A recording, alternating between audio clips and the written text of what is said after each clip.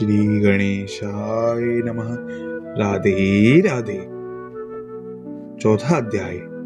कंस द्वारा उत्पीड़न का प्रारंभ। वासुदेव द्वारा सारी वस्तुएं श्री कृष्ण को गोकुल लिए जाने से पहले की भांति समजन कर लेने के पश्चात तथा सारे द्वार तथा किवाड़ बंद कर लेने पर पहरेदार जाग गए और उन्हें नवजात शिशु का क्रंदन सुनाई पड़ा। कंस शिशु जन्म का समाचार सुनने की प्रतीक्षा कर ही रहा था कि पहरेदारों ने तुरंत आकर जानकारी दी कि शिशु उत्पन्न हुआ है। उस समय वह तेजी से अपनी शैया से उठ बैठा और चिल्लाया, अब मेरे जीवन का क्रूर काल उत्पन्न हो गया है।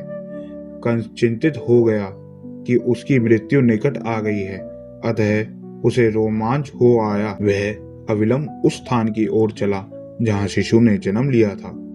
अपने भाई को आते देखकर देवकी ने कंस से अत्यंत विनती भाव से प्रार्थना की, मेरे भ्राता, इस लड़की को तो मत मारो। मैं वचन देती हूँ कि यह तुम्हारे पुत्र की वधू बनेगी, अतः इसका वध न करो। तुम्हारा वध किसी कन्या द्वारा तो होना नहीं, यही आकाशवाणी है। तुम्हारा वध तो एक बालक द्वारा होना है, अतः कृपा करके इसका वध न करो। मेरे भाई, तुमने मेरे कितने सारे सूर्य जैसे प्रतापी नवजात शिशुओं को वध किया है, यह तुम्हारा दोष नहीं है। तुम्हारे असुरी मित्रों ने मेरे पुत्रों को मारने की सलाह दी है, किंतु अब मैं प्रार्थना करती हूँ कि इस कन्या को तो न मारो, इसे मेरी पुत्री बनकर जीने दो। किंतु कंस इतना क्रूर था कि उसने अपनी बहन देवकी की एक भी दर्द भरी प्रार्थना न सुनी। उसने अपनी बहन को डांटते हुए नवजात शिशु को बलपूर्वक छीन लिया और उसे निर्दयता पूर्वक पत्थर पर पटकना चाहा। यह एक क्रूर असुर का ऐसा सजीव उदाहरण है जो अपनी व्यक्तिगत तृप्ति के लिए सारे संबंधों की बलि दे सकता है, किंतु वह शिशु तुरंत ही उसके हाथों से फिसल गया और आकाश में जाकर विष्णु की अष्टभुजा अनुज के रूप में प्रकट हुआ।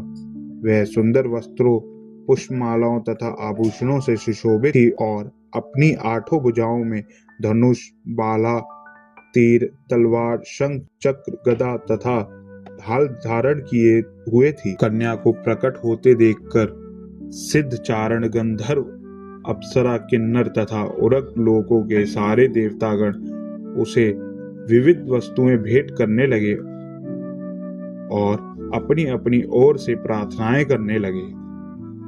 ऊपर से उस देवी ने कंस को संबोधित किया, अरे धूर्त, तू मुझे कैसे मार सकता है?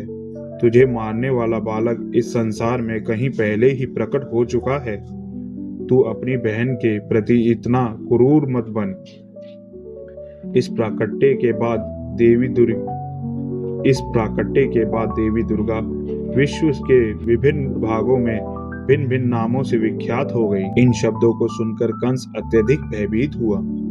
सहानुभूति के कारण उसने तुरंत वासुदेव तथा देवकी की हथकड़ियां तथा बेड़ियां कटवा दी और अत्यंत विनम्र होकर उससे बोला, हे बहन तथा बहनोई, मैंने अपने भांजे आपके शिशु का वध करके असुर की तरह आचरण किया है। मैंने अपने घनिष्ठ संबंधों की रंच मात्र भी परवाह नहीं की। मैं नहीं जानता कि मेरे इन द्वेषपूर्ण कार्यों का क्या परिणाम होगा।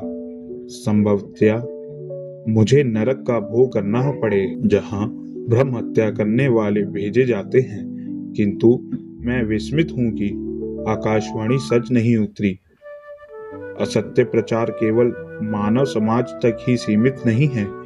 अब तो ऐसे प्रतीत होता है कि स्वर्ग के देवता भी असत्य भाषण करते हैं। स्वर्ग के निवासियों की वाणी पर विश्वास करके ही मैंने अपनी बहन के शिशुओं को मारकर इतना पाप किया। प्रिय वासुदेव तथा देवकी, आप दोनों ही महान आत्माएं हैं।